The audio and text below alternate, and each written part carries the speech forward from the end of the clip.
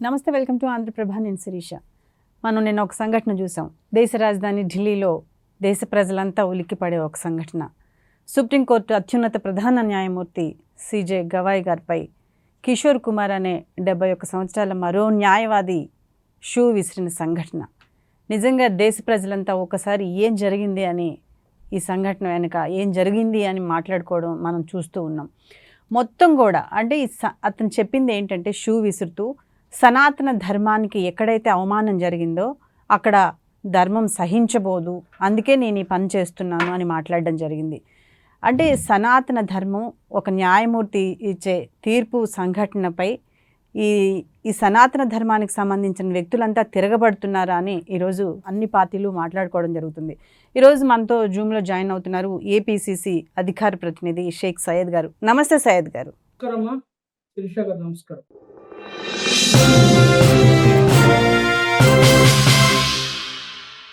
Sir, నిన్న జరిగిన సంఘటన సనాతన ధర్మంపై జరిగిన అవమానంగా కిషోర్ కుమార్ గారు మాట్లాడుతూ షూ విసిరిన సంఘటన మనం చూస్తున్నాం.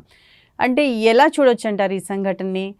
ఎందుకని ఇంత పెద్ద ఎత్తున ఆ సంఘటన జరగడానికి దాని వెనుకున్న కారణం ఏంటి? శిరీష గారు, నిన్న మన దేశ అత్యున్నత న్యాయస్థానం సుప్రీంకోర్టులో ఈ ఘటన జరగడం అనేది చాలా దురదృష్టకరం. ముఖ్యంగా భారత న్యాయ వ్యవస్థలో ఇలాంటి దుర్మార్గమైనటువంటి ఘటన. ఆయన సామాన్యుడు కాదు, ఒక చీఫ్ జస్టిస్, సుప్రీంకోర్టుకి ప్రధాన న్యాయమూర్తి బిఆర్ గవాయ్. ఆయన మీద ఎవరో ఆకతాయిలో, చిల్లరగాళ్ళలో, లేకపోతే నిరక్షరాస్యులో దాడి చేసింది కాదు. అపార అనుభవం కలిగినటువంటి ఒక సీనియర్ న్యాయవాది, 71 సంవత్సరాల వయసు గల సీనియర్ న్యాయవాది.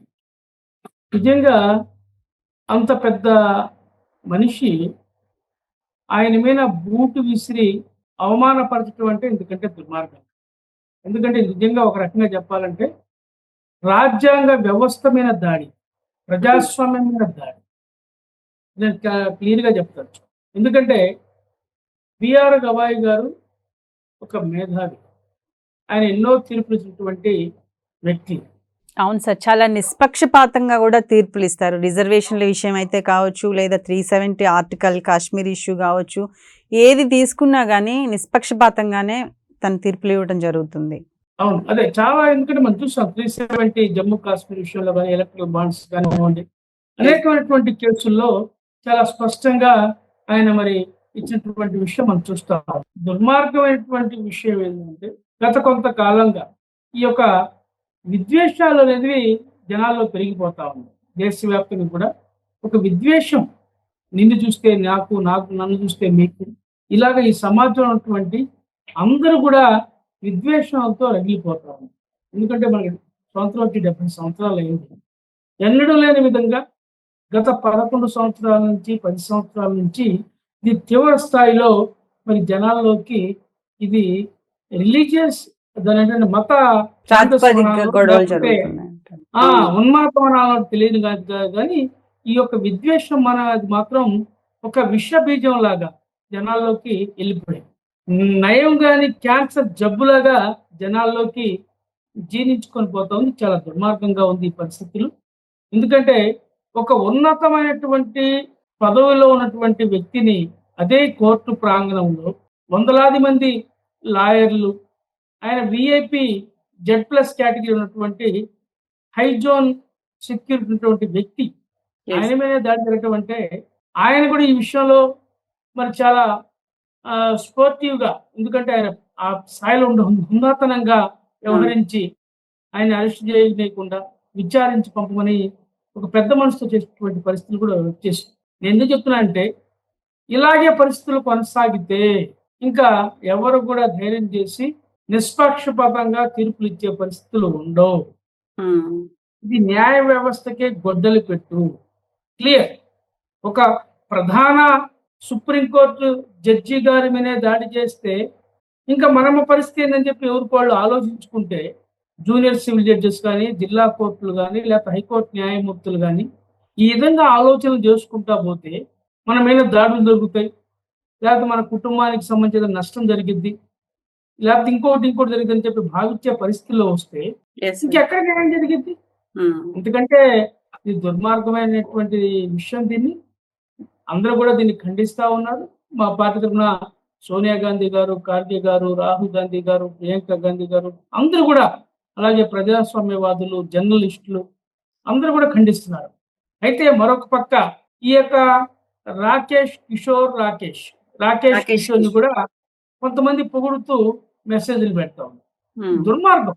ఎందుకంటే ఆయన కూడా హీరోని చేస్తా ఉన్నారు ఒక పక్కన. ఎందుకంటే ఇది నిజంగా ఆశ్చర్యం కలుగుతా ఉంది. మహాత్మా గాంధీ, జాతిపిత మహాత్మా గాంధీ గారిని చెప్పినటువంటి గాడ్సే పుట్టినటువంటి ఈ దేశంలో ఇంకా ఆ వారసులు అలాగే కొనసాగుతూ ఉన్నారనడానికి తార్కాణం అని చెప్పి మేము కాంగ్రెస్ పార్టీ భావిస్తాం. మత ప్రాతిపదికన లేకపోతే బీజేపీ అధికారంలోకి వచ్చిన తర్వాత ఇటువంటి దాడులు ఎక్కువయ్యాయి అని చెప్పేసి కాంగ్రెస్ పార్టీ ఆరోపిస్తుంది. అంటే ఆర్ఎస్ఎస్ అవ్వచ్చు, విహెచ్పి అవ్వచ్చు, లేదా నిన్న ప్రధానమంత్రి మొత్తం కూడా అన్ని పార్టీల ముఖ్యమంత్రులు, అన్ని రాష్ట్రాల ముఖ్యమంత్రులు కూడా ఈ సంఘటన అయితే ఖండించారు. కానీ కాంగ్రెస్ పార్టీ మాత్రం బీజేపీ ఎక్కువ ఇటువంటి కుల మత రహితంగా సమాజాన్ని చూడట్లేదు, మత ప్రాతిపదికగా రాజకీయాలు రెచ్చగొడుతుంది అనే అందులో భాగంగానే ఈ సంఘటన జరిగింది అని చెప్తున్నారు. అవునమ్మా శీర్ష, ఎందుకంటే చాలా క్లియర్ గా నేను ఇందాకే మీకు చెప్పాను, గత 11 సంవత్సరాలుగా ఈ దుర్మార్గమైనటువంటి ఆలోచన, దుర్మార్గమైనటువంటి ప్రచారం, విద్వేషాలు రెచ్చగొట్టడం, కులం మతం పేరుతోటి ఓట్ల రాజకీయం కోసం హిందూ ముస్లిం భాయి క్రైస్తవాలు అందరూ కలిసిమెలిసి భాయిగా ఉన్నటువంటి సమాజంలో ఈ యొక్క విద్వేషాలు రెచ్చగొడతా ఉన్నారు. ఇది చాలా దుర్మార్గమైన విషయం. అందుకనే కాంగ్రెస్ పార్టీ రాహుల్ గాంధీ గారి సాహిత్యం మీరు చూస్తూ ఉన్నారు. ఆయన జోడో యాత్ర మరి నిర్వహించినటువంటి పరిస్థితులు మీరు చూస్తూ ఉన్నారు. అలాగే ఈ బీజేపీ అనుసరిస్తున్నటువంటి మత రాజకీయాలని, ఛాందస రాజకీయాలని ఆయన ఈ వ్యతిరేకంగా మరి ఉద్యమం చేసిన పరిస్థితి చూస్తూ ఉన్నారు. ఓట్ చోరీ గురించి మరి ఆయన ఏ విధంగా బీహార్లో యాత్ర నిర్వహించాడు, మరి మహారాష్ట్రలో అలాగే బీహార్ జరిగినటువంటి ఓట్ చోరీ మీద ఏ విధంగా గర్విప్పాడో మనం చూసాం. ఈ విధంగా చెప్పుకుంటే కూడా అనేకమైన అంశాలు, ఎందుకంటే మనం చూస్తూ ఉన్నాం ఎంతో దుర్మార్గంగా మరి పరిపాలన కొనసాగుతూ ఉంది. మోడీ గారు ఎక్కడ కూడా చెక్ పెట్టేటువంటి పరిస్థితులు కనపడటం లేదు. ఒక పక్కన మణిపూర్ మారణం జరుగుతూ ఉంది. 2 సంవత్సరాలు అయిపోయింది, దాని గురించి పట్టించుకున్నటువంటి స్థితిలో ఈ ప్రభుత్వం లేదు. ఎందుకని ఎంతకాడికి గుడులు, మసీదులు, చర్చీలు లేకపోతే మతం ఈ ఉన్మాదంతో రగిలిపోతుందే తప్ప ఈ దేశ అభివృద్ధిని కానివ్వండి, ఈ దేశాన్ని అన్ని రంగాల్లో మరి సమున్నతంగా అభివృద్ధి చేసేటువంటి ఆలోచన కానీ ఈ ప్రభుత్వానికి బీజేపీకి లేదని చెప్పి కాంగ్రెస్ పార్టీ భావిస్తా ఉంది. Okay, right sir. అంటే అన్ని సమాజంలో అందరూ కూడా అన్ని సామాజిక వర్గాల నుంచి కూడా ఈ సంఘటన అయితే హేయమైన చర్య అని మాట్లాడుకోవడం జరుగుతోంది. Right sir, thank you.